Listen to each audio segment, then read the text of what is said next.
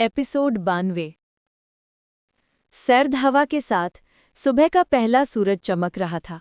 नंदिनी अपने ऑफिस की खिड़की के पास खड़ी थी और दूर शहर के हलचल भरे दृश्य को देख रही थी। पिछले कुछ हफ्तों की घटनाओं ने उसे मानसिक और शारीरिक रूप से थका दिया था, लेकिन उसके भीतर की आग अभी भी बुझी नहीं थी। आज का दिन बेहद अहम है, उसने खुद से कहा। हम सिर्फ एक केस नहीं सुलझा रहे, बल्कि पूरी प्रणाली को सुरक्षित करना है। कोई चूक, कोई गलती मंजूरी का रास्ता नहीं छोड़ सकती। आरव उसके पास आया, हाथ में लैपटॉप थामे। नंदिनी, मैंने पिछले नेटवर्क इन्वेस्टिगेशन का रिव्यू किया। कुछ नए पैटर्न उभर रहे हैं। हमलावर शायद पिछली बार की हार से सीखा है और अपनी रणनीति बदलने की कोशिश कर रहा है। नंदिनी ने सिर हिलाया। तो हमें भी अपनी रणनीति अपडेट करनी होगी। पिछली बार जितनी तैयारी की थी वो काम आई, लेकिन अब हमें और भी तेज और सटीक होना होगा। समय कम है और दबाव बढ़ रहा है। समीर, जो फिजिकल टीम का प्रमुख था, वो भी कमरे में आया। उसके चेहरे पर गंभीरता स्पष्ट थी। नंदिनी, हमारी फिजिकल टीम तैयार है। पिछले हमलावर के मुकाबले ये ज्यादा खतरनाक लग रहा है। हमें हर मूव पर नजर रखनी होगी। कोई गलती किसी को भी भारी पड़ सकती है। अचानक आरव का लैपटॉप पिंग करने लगा। स्क्रीन पर लाल चेतावनी झिलमिला रही थी। नंदिनी, जल्दी देखो, आरव ने कहा। ये नया सिग्नल पिछले नेटवर्क अटैक से मेल खाता है। शायद हमलावर वापस सक्रिय हो गया है। नंदिनी ने स्क्रीन की ओर झुककर देखा। डेटा पैटर्न उसके दिल की धड़कन को तेज कर रहे थे। ये तो वही शैली है, लेकिन कुछ बदलाव हैं। वो हमें पहले की तरह नहीं फंसाना चाहता। वो और चालाक हो गया है। समीर ने रेडियो हेडसेट को कसते हुए कहा, टीम, तैयार हो जाओ। ये वही स्थिति है जिसका हम लंबे समय से इंतजार कर रहे हैं। डिजिटल और फिजिकल टीम को एक साथ मूव करना होगा। कोई भी कदम अकेले नहीं उठाएगा। नंदिनी ने बोर्ड पर नई योजना बनाई। हर टीम मेंबर को जिम्मेदारियां दी गई। आरव, तुम डिजिटल सेक्टर की निगरानी संभालो। हर पैटर्न, हर अलर्ट, हर बदलाव रियल टाइम में हमें दिखाना होगा। कोई डेटा मिस नहीं होना चाहिए। आरव ने सिर हिलाया। समझ गई। हर छोटे से छोटे पैटर्न का रिकॉर्ड होगा। हमलावर को अब कोई भी गड़बड़ी नहीं कर पाएगा। नंदिनी ने समीर की तरफ देखा। समीर, फिजिकल टीम को प्रवेश मार्ग और संभावित एस्केप रूट्स की पहचान करनी होगी। हर कदम को ट्रैक करना होगा। कोई भी मूव अनायोजित नहीं होना चाहिए। समीर ने अपने टीम के सदस्यों को इशारा करते हुए कहा, सब तैयार हो जाओ। आज का मिशन मुश्किल है, लेकिन हमने पहले भी मुश्किलों का सामना किया है। टीम वर्क और धैर्य ही हमारी सबसे बड़ी ताकत है। जैसे ही टीम तैयार हुई, नंदिनी ने आदेश दिया, चलो पहले हमलावर की गतिविधियों को ट्रैक करें और उसका सटीक स्थान निर्धारित करें।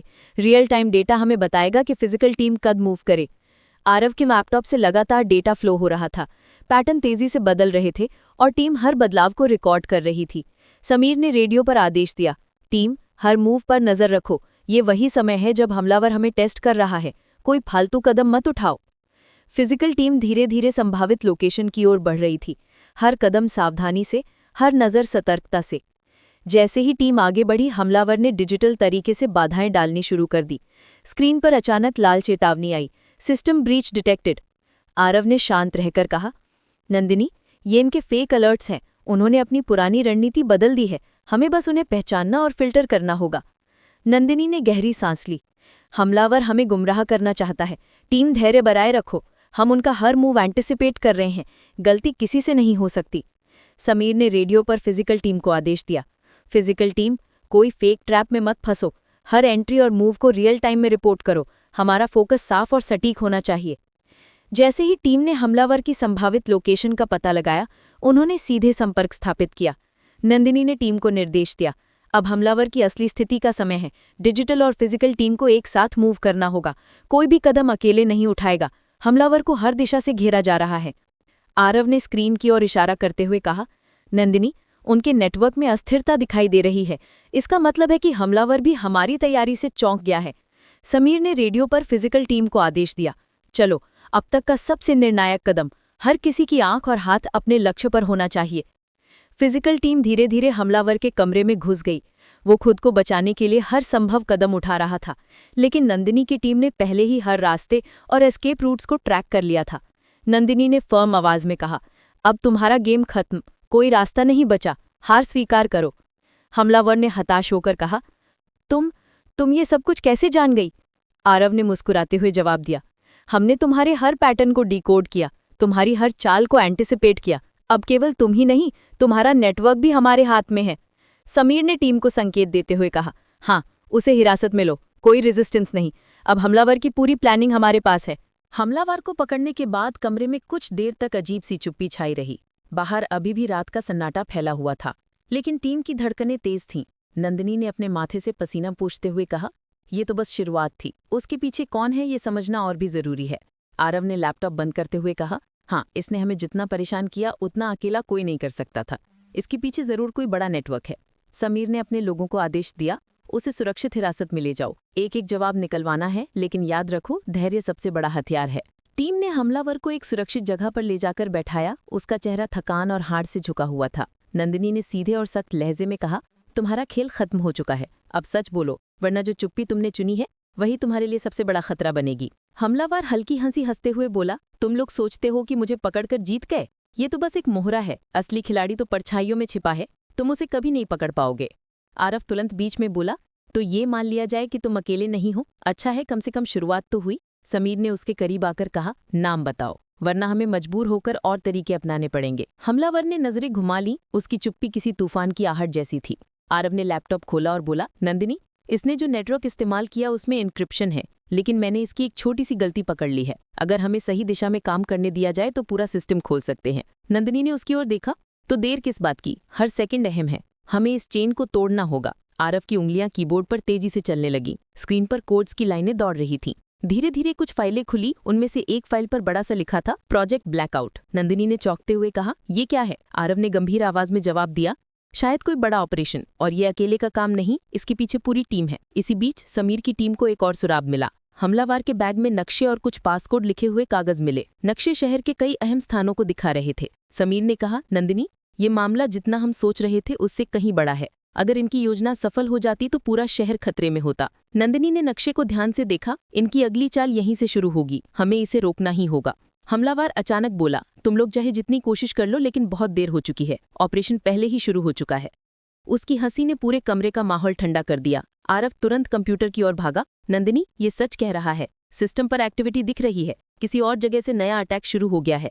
नंदिनी ने टीम को आदेश दिया, सब तैयार हो जाओ, हमें 2 मोर्चों पर लड़ना होगा, डिजिटल और फिजिकल दोनों। समीर ने फिजिकल टीम को एक्टिव किया, सब अपने अपने सेक्टर में जाओ, इन नक्शों पर जिन जिन जगहों का निशान है उन्हें सुरक्षित करो, किसी भी संदिग्ध गतिविधि को तुरंत रिपोर्ट करो। फिजिकल टीम तेजी से मूव कर गई। इधर आरव लगातार सिस्टम में डूबा हुआ था। ये प्रोजेक्ट ब्लैकआउट सिर्फ एक नाम नहीं बल्कि पूरा नेटवर्क है, इसके कई नोड्स हैं, अगर हम एक को रोकेंगे तो दूसरा एक्टिव हो जाएगा। नंदिनी ने गहरी सांस ली, मतलब हमें पूरा नेटवर्क एक साथ गिराना होगा। पूछताछ के दौरान हमलावर अचानक कांपने लगा। नंदिनी ने उसे गौर से देखा, अब तुम्हें डर क्यों लग रहा है? वो बदबुदाया, तुम लोग समझते नहीं, उन्हें चुनौती देना मौत को बुलाना है, मैं बस मोहरा था, असली मास्टरमाइंड कभी सामने नहीं आएगा।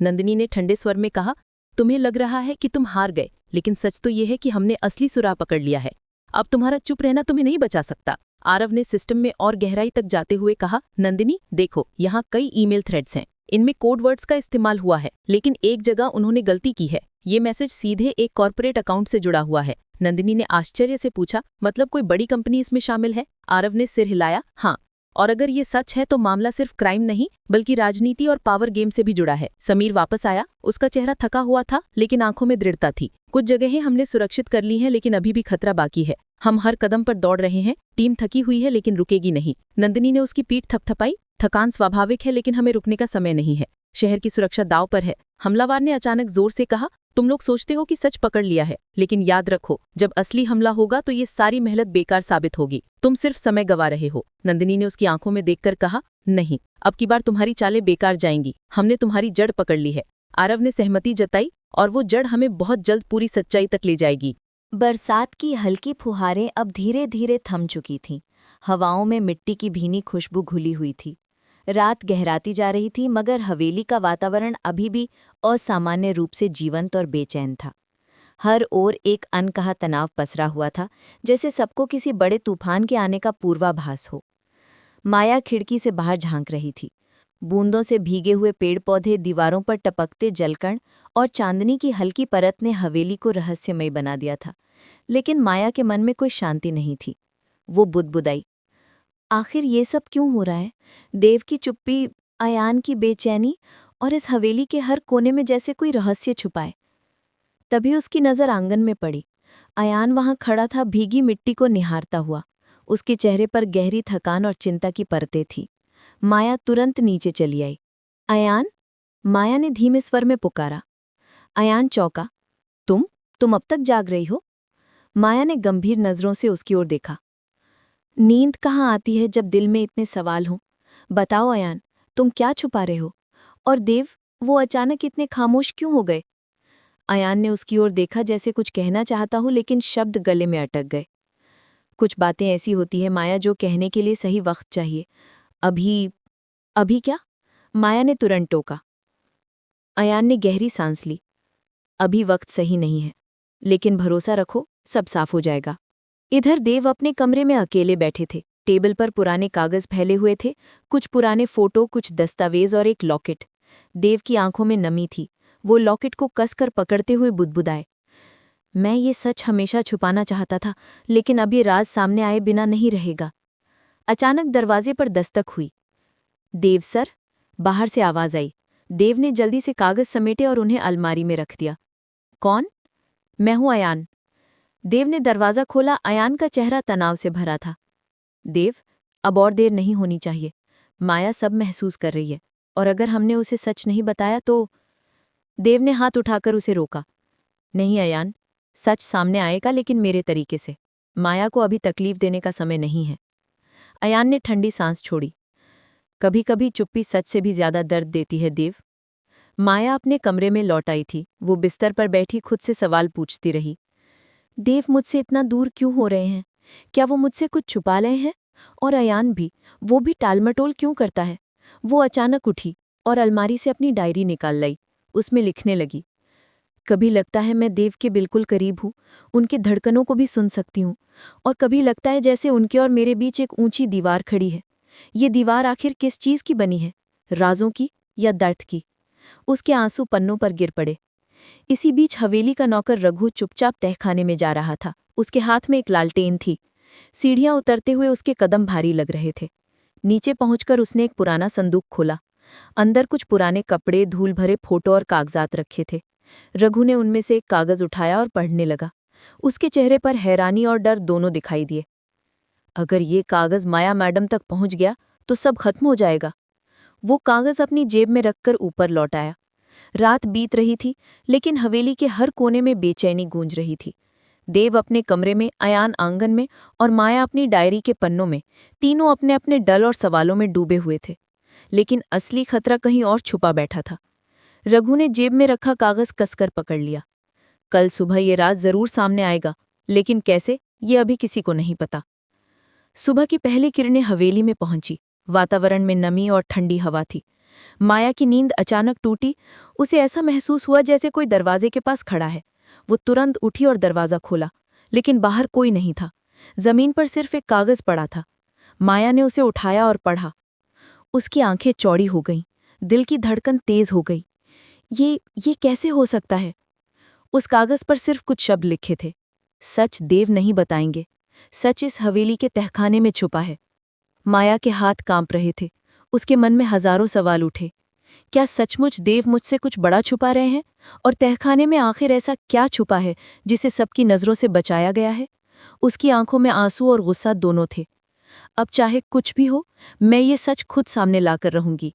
और इसी निश्चय के साथ उसने तहखाने की ओर बढ़ने का मन बना लिया। सुबह की ठंडी हवा हवेली की दीवारों से टकरा रही थी।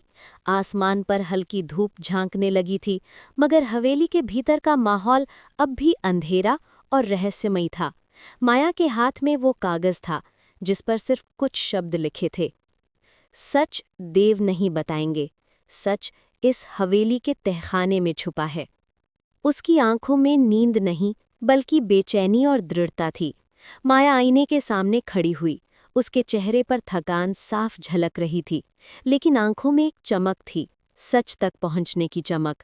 उसने खुद से बुदबुदाया, अब और इंतजार नहीं। अगर देव मुझे सच नहीं बताएंगे तो मैं खुद ढूंढ लूंगी, चाहे इसके लिए मुझे इस हवेली के सबसे अंधेरे हिस्से में क्यों न जाना पड़े। उसने जल्दी से अपना दुपट्टा सिर पर डाला और कमरे से बाहर निकली। आंगन में अयान खड़ा था। उसकी आंखों के नीचे काले घेरे थे, जैसे पूरी रात जागता रहा हो। माया को बाहर आते देख उसने तुरंत आवाज लगाई। माया रुको। माया ठिठक गई। क्या हुआ? अयान ने गहरी सांस ली। तुम्हारे चेहरे से साफ पता चल रहा है कि तुम कुछ करने जा रही हो। मुझे बताओ, दिमाग में क्या चल रहा है? माया ने आंखों में आंसू रोकते हुए कहा, अयान, अब मैं और सह नहीं सकती। देव चुप है, तुम भी चुप हो, लेकिन ये चुप्पी मुझे तोड़ रही है। आज मैं तहखाने में जाऊंगी, वहां जो भी सच है मुझे जानना ही होगा। अयान का चेहरा कठोर हो गया। नहीं, वहां मत जाना माया। तहखाना, वो जगह तुम्हारे लिए सुरक्षित नहीं है। माया ने तुरंत जवाब दिया, और अनजाने में जीना क्या सुरक्षित है? मुझे सच चाहिए, चाहे उसकी कीमत कुछ भी हो। अयान ने उसकी ओर हाथ बढ़ाया, मगर माया तेज कदमों से आगे बढ़ गई। हवेली का वफादार नौकर रघु कोने में खड़ा ये सब देख रहा था। उसके चेहरे पर पसीना झलक रहा था। अगर माया मैडम तहखाने तक पहुंच गई तो सब बर्बाद हो जाएगा। उसने मन ही मन ठाना, मुझे किसी भी तरह उन्हें रोकना होगा। माया हवेली के पिछले हिस्से की ओर बढ़ी। वहां पुरानी सीढ़ियां थीं जो नीचे तहखाने की ओर जाती थीं। दीवारों पर धूल और जाले जमे हुए थे। वो पल भर के लिए रुकी। उसके दिल की धड़कन तेज हो गई। क्या सचमुच यहाँ कुछ छुपा है? लेकिन अगले ही क्षण उसने गहरी सांस ली और कदम बढ़ा दिए। जैसे जैसे वो नीचे उतर रही थी, अंधेरा बढ़ता जा रहा था। हवा ठंडी और भारी हो गई। नीचे पहुंचकर उसने चारों ओर नजर दौड़ाई। जगह में सीलन और सन्नाटा था। पुराने संदूक, जंग लगे बर्तन और टूटी-फूटी लकड़ियां हर ओर बिखरी पड़ी थीं। उसने लालटेन जलाई। रोशनी की हल्की लकीर अंधेरे को चीरती हुई आगे बढ़ी। तभी उसकी नज़र एक बड़े लोहे के संदूक पर पड़ी। संदूक पर मोटी जंजीरें लिपटी हुई थीं। माया की सांसें तेज हो गई। यही है, यही वो जगह है जहां कुछ छुपा है। वो संदूक के पास पहुंची ही थी कि पीछे से किसी के कदमों की आवाज आई। माया चौंकी और मुड़ी। कौन? अंधेरे से रघु बाहर आया। उसके हाथ में लालटेन थी। माया मैडम, आप यहाँ क्या कर रही हैं? रघु की आवाज कांप रही थी। माया ने दृढ़ स्वर में कहा, मुझे सच जानना है रघु। ये संदूक, इसमें क्या है? रघु हड़बड़ा गया। नहीं नहीं, ये संदूक आपके लिए नहीं है। आपको ऊपर चलना चाहिए। माया ने आंखें तरेरी। रघु, अगर तुमने सच नहीं बताया तो मैं ये जंजीर तोड़ दूंगी। रघु के चेहरे पर डर साफ था। मैडम, आपको अंदाजा नहीं है, इस संदूक में जो है वो आपकी जिंदगी बदल देगा। देव साहब ने इसे सालों से छुपा रखा है। अगर आपने इसे देखा तो। माया ने उसकी बात काट दी। तो क्या? सच को देखने से डरना क्यों चाहिए? रघु, अगर तुम वफादार हो तो मुझे रोकना बंद करो। रघु ने सिर झुका लिया। उसकी आंखों में आंसू थे। मैं सिर्फ यही चाहता हूं कि आप टूटे नहीं। माया ने जोर से जंजीर खींची, लेकिन वो मजबूत थी। उसने चारों ओर देखा और जमीन से एक लोहे की छड़ उठाई। जैसे ही उसने ताला तोड़ने की कोशिश की, ऊपर से तेज आवाज गूंजी, माया! ये देव की आवाज थी। देव सीढ़ियों से उतरते हुए नीचे आए। उनके चेहरे पर गुस्सा और घबराहट दोनों थे। तुम यहाँ क्या कर रही हो? उन्होंने तेज स्वर में पूछा। माया ने उनकी आंखों में झांककर दृढ़ स्वर में कहा, वो कर रही हूं जो आप कभी करने नहीं देना चाहते। देव, अब ये खेल खत्म। मुझे सच चाहिए। ये संदूक क्या छुपा रहा है? देव के होंठ कांप गए। उनकी आंखों में गहरी पीड़ा थी। माया, तुम समझ नहीं रही हो। इस संदूक में वो सच है जो तुम्हें बर्बाद कर देगा। माया ने आंसू भरी आंखों से कहा, देव, झूठ और आधे अधूरे सच ने मुझे पहले ही तोड़ दिया है। अब सिर्फ पूरा सच ही मुझे जोड़ सकता है। अचानक अयान भी वहां आ पहुंचा। वो दोनों के बीच खड़ा हो गया। बस, अब और राजदारी नहीं। देव, माया को सच बताना ही होगा, चाहे आप तैयार हों या नहीं। देव ने गुस्से से अयान की ओर देखा। तुम नहीं समझते अयान, ये सच सब कुछ बदल देगा।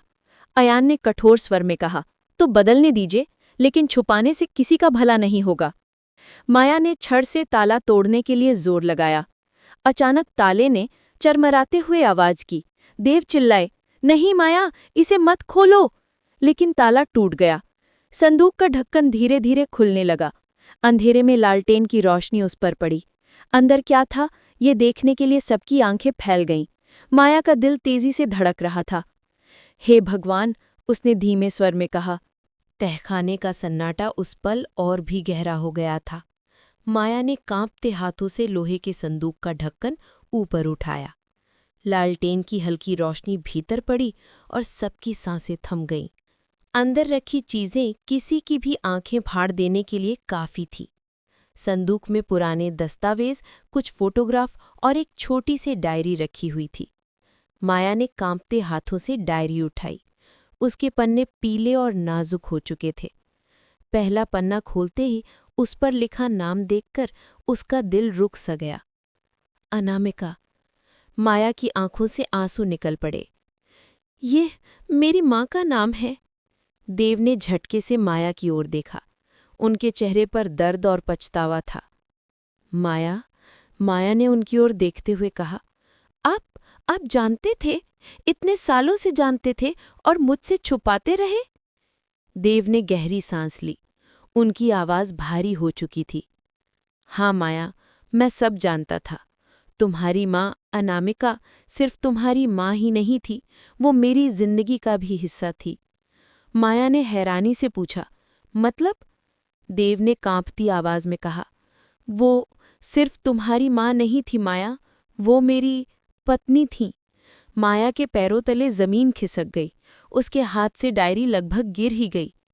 क्या? अयान ने हैरानी से देव की ओर देखा। देव, ये आप क्या कह रहे हैं? माया की माँ आपकी पत्नी? देव की आंखों में आंसू थे। हाँ अयान, कई साल पहले की बात है। हमारी शादी हुई थी, मगर किस्मत को कुछ और ही मंजूर था। अनामिका एक हादसे में मुझसे दूर हो गई।